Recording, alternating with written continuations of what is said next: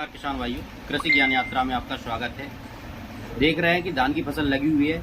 मौसम को देखते हुए उसमें बहुत ही ज़्यादा इल्ली और माहू का प्रकोप देखने को मिल रहा है। इस समय किसान भाई स्प्रे कर रहे हैं, तो स्प्रे करते समय विशेष ध्यान दें कि स्प्रे में जब ज़्यादा दवाइयाँ एक साथ मिलाने की बात आती है कि इसमें अपन को फंजीसाइड भी मिलाना पड़ रहा है, इंसेक्टिसाइड भी मिलाना पड़ रहा है, कोई माइक्रो न्यूट्रिएंट्स की कमी अगर तो वो भी डालने पड़ रहा है, सिलिकॉन डाल रहे हैं, तो इसका विशेष ध्यान दें कि घोल बनाते समय बहुत सावधानी से घोल बनाएं। इसके लिए क्या करें कि सबसे पहले साफ टंकी का उपयोग करें। टंकी में आधा टंकी अगर पानी रखेंगे तो उसके बाद दवाई डालेंगे, खाली टंकी में दवाई ना डालें।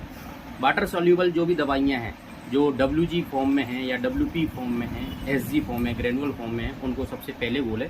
उनके घोल बनाने के बाद जैसे मेनकोजेब है या एसीफेट है या इमामेक्टिन बेंजोएट है, इस तरह की दवाइयाँ पहले घोल लें। इसके बाद ही सस्पेंशन वाली दवाइयाँ घोलें जिसमें SL फॉर्म में रहता है, SC फॉर्म रहता है, CS फॉर्म रहता है, जो ZC फॉर्म वाली जो दवाइयाँ रहती हैं जैसे इमिडाक्लोरपेड है, प्रोपेनोसाइफर है, लेमडासाइलोथेन है, इन दवाइयों को बाद में घोलें।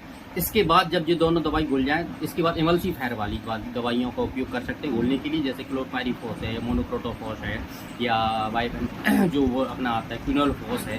इस तरह की दवाइयाँ, साइपरमेथ्रिन वगैरह, इनको बाद सबसे लास्ट में घोलें तो तेल जैसी दिखाई देती हैं। सबसे लास्ट इसके बाद माइक्रोन्यूट्रिएंट्स या सिलिकॉन जो अपन चिपको जिसे कहते हैं उसको सबसे लास्ट में डालें। किसान भाई विशेष ध्यान दें, घोल ध्यान रहे अगर अपन को ऐसा लग रहा है घोल खराब हो रहा है या घोल ज़्यादा समय तक लंबे समय तक घोल बना के ना रखें। अलग अलग दवाइयों का अलग अलग घोल बनाने तो बहुत अच्छा है। और उसके बाद सबसे लास्ट में जब सारी चीज़ें हो जाए तो घोल लंबे समय तक न रखें, स्प्रे समय पे करते रहें। धान का विशेष ध्यान दें।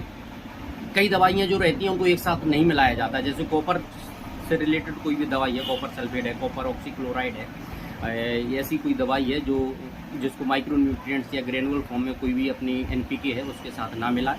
ध्यान दें कॉपर वाली दवाइयों, इसी फॉर्मुलेशन वाली जो दवाइयाँ रहती हैं उनके साथ भी कोई भी वाटर सॉल्यूबल फर्टिलाइजर का उपयोग साथ में ना करें। ध्यान दें अलग अलग घोल बनाएं, घोल को मिक्सचर ना करें, इससे क्या होगा घोल फट सकता है। और लंबी समय तक घोल को बिल्कुल भी ना रखें।